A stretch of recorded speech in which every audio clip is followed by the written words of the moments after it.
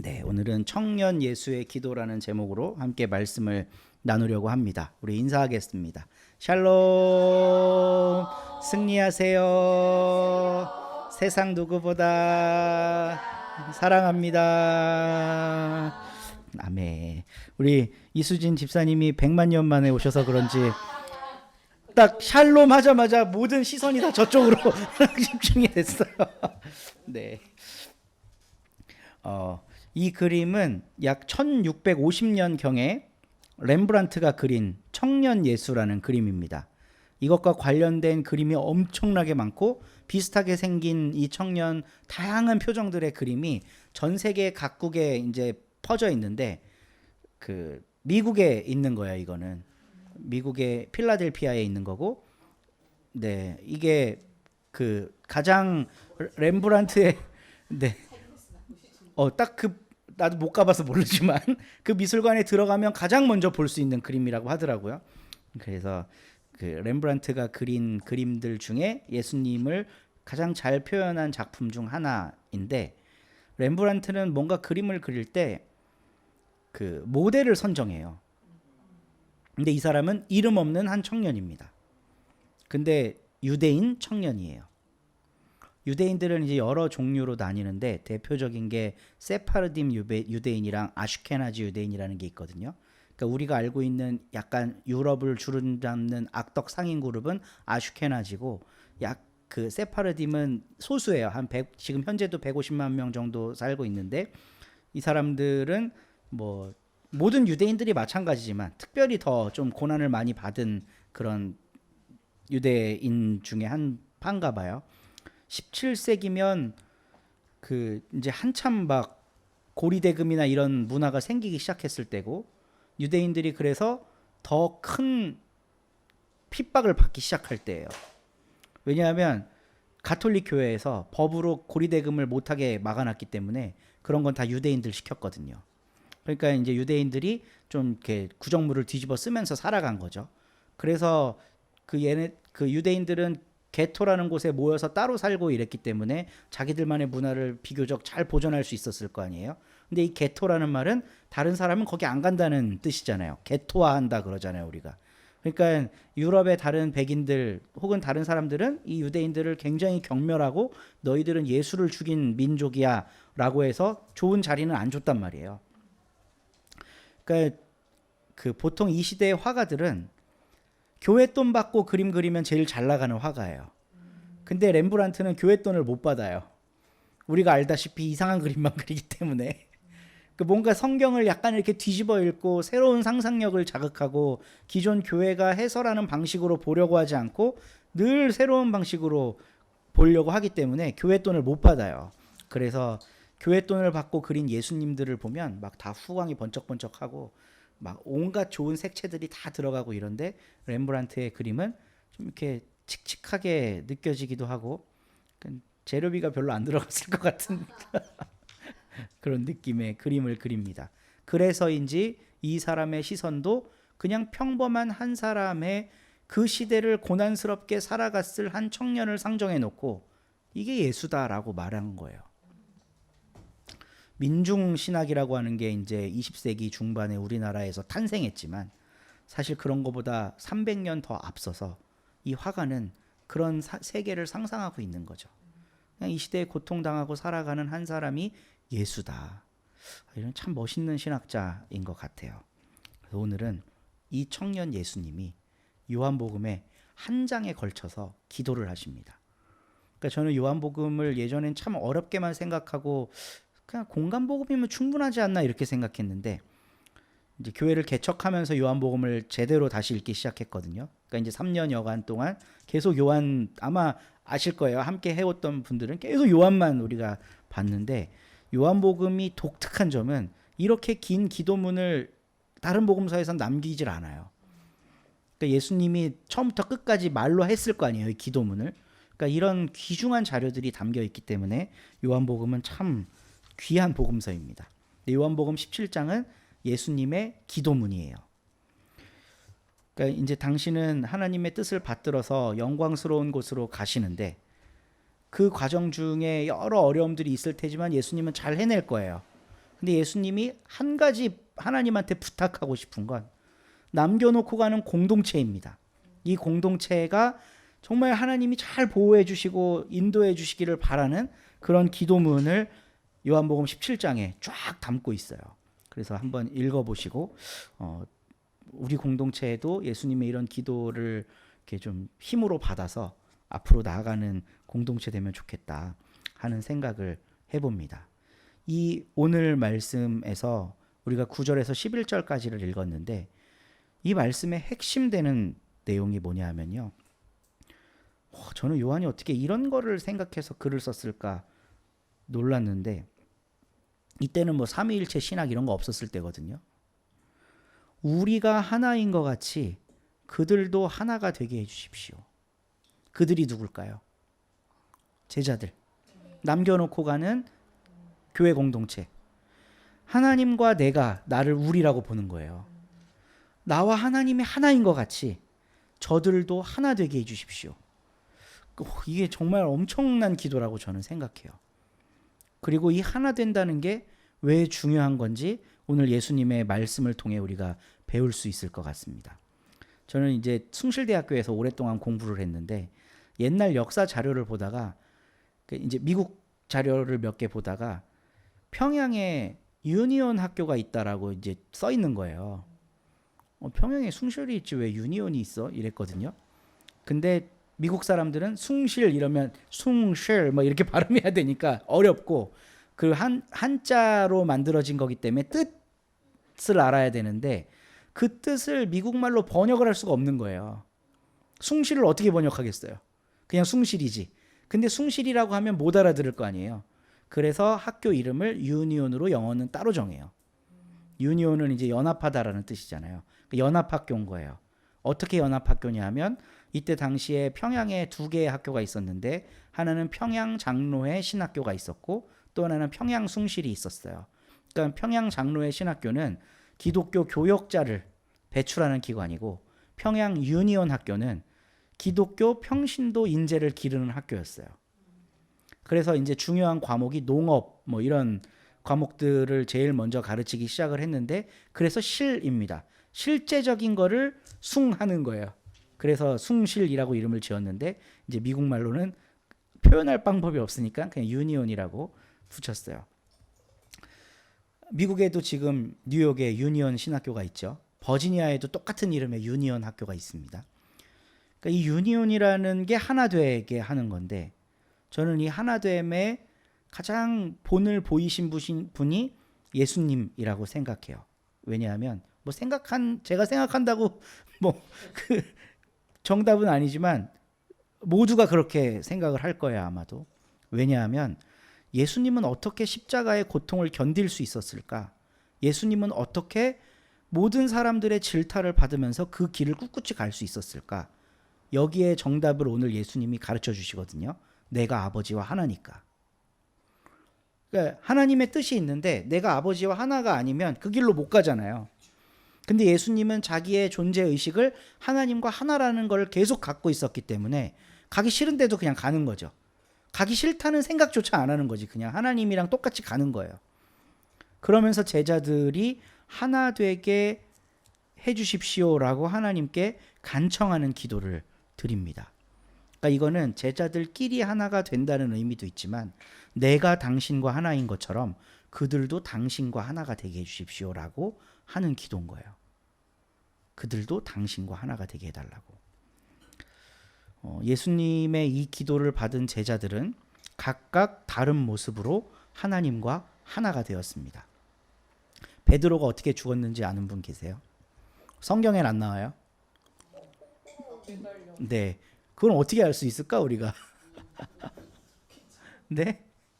대부분 그런 자료들은 이제 유세비우스 같은 그 역사학자가 자료를 남겨놓는데 이제 뭐 그러니까 교회 고대 전승을 글로 남긴 사람이 없기 때문에 외부의 자료들을 좀 참고해 봐야 될 수밖에 없습니다. 그리고 도마는 어떻게 죽었을까요?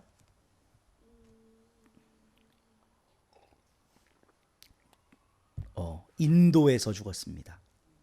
도마가. 이게 역사적 팩트의 문제가 아니라 자료가 그렇게 말하고 있다는 거예요. 도마가 의심 많은 도마였잖아요. 근데 예수님을 나의 주 나의 하나님으로 고백한 다음에 동쪽으로 계속 선교를 하러 간 거예요. 그래서 인도까지 선교를 하러 갔고 인도 남부에 도마 기념교회가 아직도 남아 있어요. 그러니까 이제 그 도마의 영향을 받은 사람들을 네스토리우스 파라 그러는데, 이 네스토리우스 파가 발해 시대, 신라 통일 시대 때 여기까지 왔다는 이야기가 있습니다. 그러니까 이제 수나라 당나라 시대 때 이제 중국의 경교라는 이름으로 전파가 됐는데, 그때가 우리나라 역사는 통일 신라 발해 역사 시대거든요. 이때까지 여기까지 기독교 문화가 전파됐다는 거예요. 근데 재밌는 건요. 그 기독교가 우리가 아는 그 기독교일까? 너무 다르겠죠. 그러면 한번 똑같은 질문을 드려볼게요. 우리가 지금 신앙생활하면서 한국에서 예수를 배웠잖아요. 우리가 배운 예수랑 미국 애들이 배우는 예수가 똑같을까? 아니면 유럽 사람들이 배우는 예수, 호주 사람들이 배우는 예수가 똑같을까요?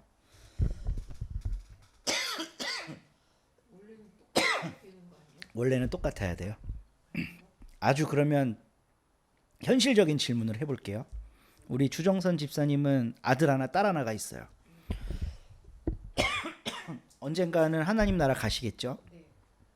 아들하고 딸이 엄마를 똑같이 기억할까요? 신혜원 집사의 엄마랑 신주연 집사의 엄마는 똑같은 엄마인가요? 차이가 있어요.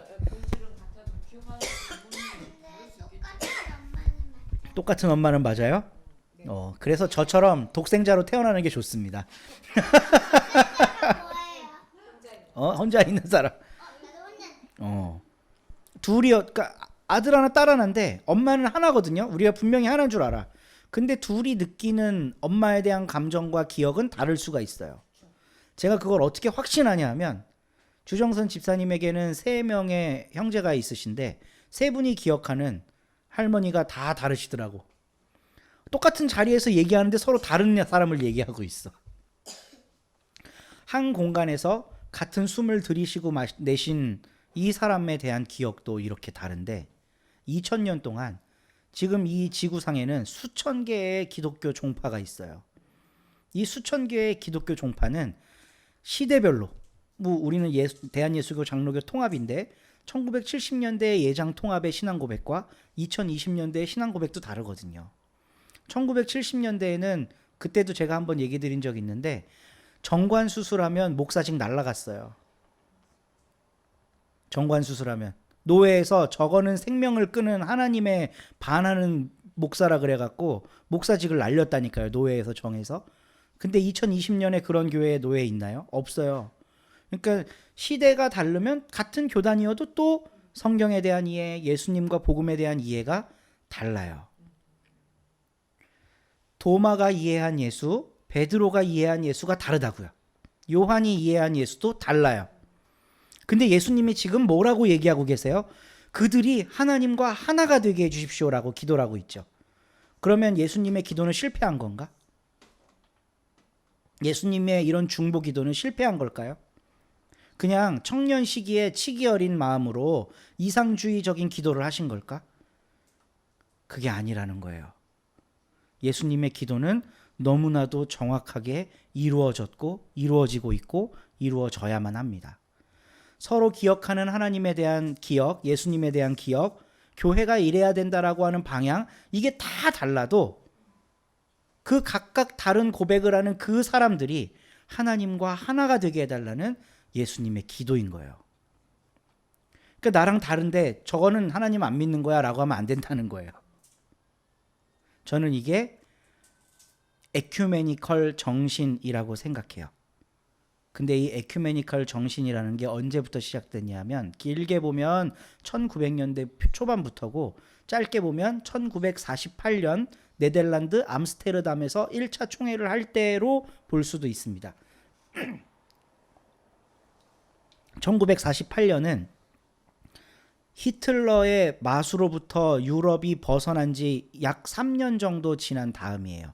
상처가 치유됐을까요? 그대로 있을까요? 그대로 있죠. 아직도 상처가 있는데. 6.25 전쟁 종전 70주년이에요, 올해가. 6.25의 상처 아직도 우리가 갖고 살거든요. 저는 6.25랑 상관없는 세대인데도 그 상처를 갖고 살아요. 완전 상관없는 세대인데도 아마 어른 되고 나면 상관 있게 살 거예요, 6.25랑. 히틀러라고 하는 공포로부터 아직 해소가 덜 된 상태에서 교회가 한자리에 모였어요. 그래서 우리가 왜 이런 엄청난 흉악한 일을 겪었어야 되냐를 생각해 본 겁니다. 각계 전투였기 때문이라는 거예요. 서로의 신앙을 존중하지 않고 내 신앙만 옳다고 생각했기 때문이라는 거예요. 그래서 독일에 있는 대부분의 교회는, 독일 국교회는 99.9% 히틀러한테 넘어갔어요. 근데 그때 만약에 로마 가톨릭 교회가, 그리스 정교회가, 저 독일 교회도 우리와 같은 신앙 고백을 하고 하나님과 하나인 공동체입니다라는 선언을 해주었더라면 히틀러가 독일 교회를 그렇게 함부로 할 수 있었을까요? 함부로 못해요. 함부로 못해요. 교회가 하나라고 하는 의식이 없고 상대방의 신앙에 대한 존중을 하지 않기 때문에 남이 되는 거예요. 남이 돼서 그냥 남은 어떻게 되든지 말든지 신경을 안 쓰는 겁니다. 그래서 교회가 넘어갔다고, 히틀러의 손아귀에 넘어갔다고 1948년도에 모인 교회 지도자들이 마음을 모으고 이제 우리 하나됨의 신앙을 고백하자. 그래서 인용한 말씀이 오늘의 이 말씀입니다. 예수님께서 우리들의 교회에 이런 축복의 말씀을 해주셨는데 우리는 왜 각자 다른 길을 가고 있었을까요? 예수님이 하나님과 하나이었던 것처럼 우리 각 교회, 모습은 달라도 이 모든 교회가 하나님과 하나임을 고백합시다. 그러면 우리 모두가 다 하나님 안에서 하나임을, 우리도 하나임을 고백할 수 있을 겁니다. 라고 해서 시작된 게 교회 일치와 연합의 운동입니다. 그 이후로 11차까지 총회를 이어오면서 우리 시대의 다양한 신학적 문제들에 응답하는 너무나도 좋은 기관으로 이 세상에 자리매김을 하고 있어요. 근데 이제 조직이 커지고 돈이 많아지고 이해관계가 생기다 보니까 여기도 정치라는 게 생기게 된 거죠. 그러면 정치라는 게 생긴다는 건 반대파가 있다는 거거든요. 저는 오늘날 WCC를 우리나라에서 절반의 기독교가 반대하는 이유는 딱 거기 있다고 봅니다. 그냥 정치기 때문에 그래요. 아무리 좋은 대통령이 나와도 절반은 반대하잖아요. 90년대 후반에 그 김대중 대통령 노벨 평화상 받을 때 전 세계가 다 축하해 주는데 우리나라 절반은 반대했잖아요. 노벨상 받으면 안 된다고. 네, 그거랑 똑같은 원리인 겁니다. 세계인들이 축하해줘도 정치로 딱 들어가면 반은 반대하는 거예요, 무조건.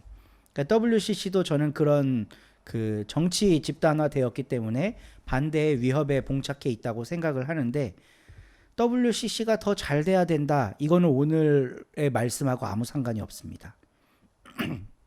그들이 생기게 된 이유, 어떤 말씀의 바탕으로 이 세상에 나오게 되었나, 이걸 우리가 한번 되새겨 보자는 거예요.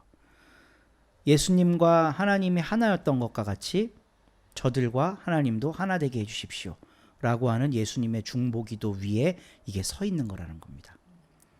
오늘날 교회가 지향해야 할 가치 중에 가장 으뜸에 둬야 할 가치인 것 같아요. 특히 한국 교회는 미국 교회의 영향을 너무 많이 받았기 때문에 말 그대로 개교회주의거든요. 미국도 정치랑 종교 간에 엄청 끈적끈적거려요. 근데 미국이 찝적대지 못하는 교단이 몇 개 있어요. 감리교랑 성공회는 못 건드려요. 미국 정치가 이제 북부 쪽에 그런 게 많거든요. 감리교랑 성공회는 하이어라키가 명확하기 때문에 교회가 하나된 모습으로 달려들면 이게 정치가 감당이 안 되는 거예요. 그러니까 정치권의 이용을 잘 안 당해요. 근데 장로교도 그나마 좀 나아요. 소수긴 하지만 제일 문제가 심각한 게 이제 남침례 교단과 복음주의 교단들인데 여긴 전부 다 제각각이고 다른 교회를 인정해 주질 않아. 그렇기 때문에 정치가 손대기가 너무 좋아요. 여기 이 교회 지도자 하나만 딱 쥐고 있으면 모든 게 다 해결돼. 근데 가톨릭이나 성공회나 감리교처럼 이런 감독제인 곳은 어떤 한 교회, 큰 교회의 감독이 비행이 있어요. 그럼 정치가 그걸 파고들어서 그 약점을 잡을 거 아니에요? 그게 소용이 없어요. 이 내부에서 정화 기능이 있기 때문에. 근데 개교회주의인 우리 개신교회는 그런 게 좀 부족합니다. 지도자 하나 날아가면 끝장나는 거예요. 그러니까 하나됨의 영성이 교회 안에 점점 사라지고 그냥 개교회주의로 계속해서 남아있게 되는 거죠. 그래서 오늘날 한국 교회 같이 미국 교회와 같이 개교회주의가 심한 이런 상황 속에 우리가 좀 되새겨 보아야 할 귀중한 예수님의 가르침이고 기도인 것 같습니다. 그리고 이게 단순히 그런 거대한 미국, 한국 이런 국가 종교 차원에서만 유효한 게 아니라 우리들의 삶과 너무 밀접하게 연결이 돼 있어요. 오늘날처럼 개인과 개인 간의 신앙적인 갈등이 심한 때가 있을까? 가족들 간에도 신앙적인 것 때문에 갈라서요. 저랑 아주 친한 선교사님인데 아버지랑 얼굴을 안 봐요. 이유가 교회 때문이에요.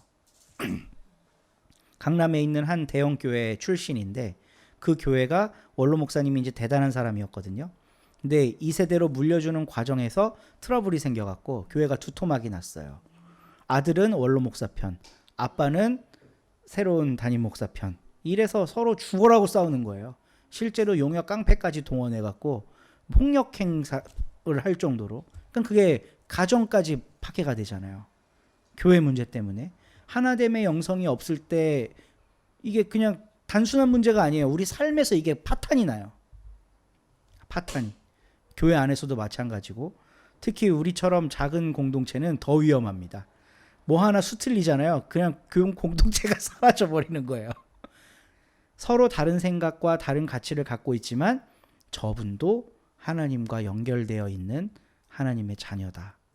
하나님과 하나 되게 해달라고 예수님이 간절하게 빌었던 그 사람이다 라는 마음이 우리 가운데 있으면 상호간에 더 큰 존중과 화해와 하나됨이 일어나게 될 겁니다.